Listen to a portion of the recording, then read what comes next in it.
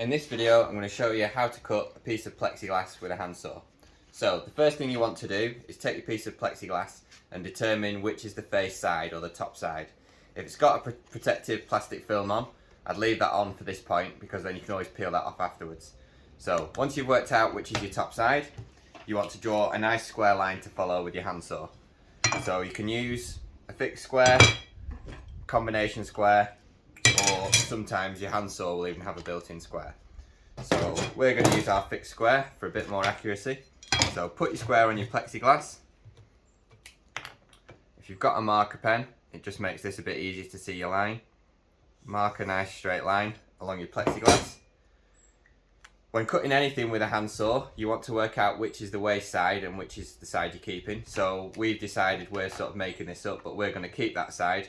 So this is our waste side. So when we cut with our handsaw, we want to be cutting to the waste side of our line.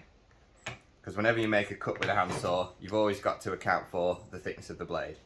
So take our piece of plexiglass, put it on the edge of our table or our bench.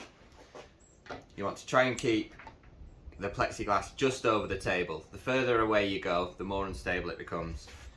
The best tip I can give for cutting this is you don't want to go straight down with your handsaw at a steep angle. You want to keep a nice shallow angle and just try and follow your pencil line on the right side of it. So start our cut with our thumb, just get that going.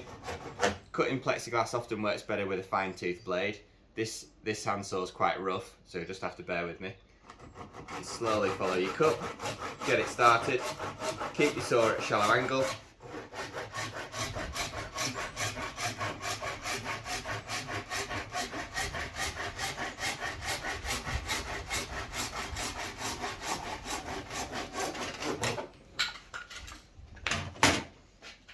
So that's our waste piece that we don't want. Chuck that to one side.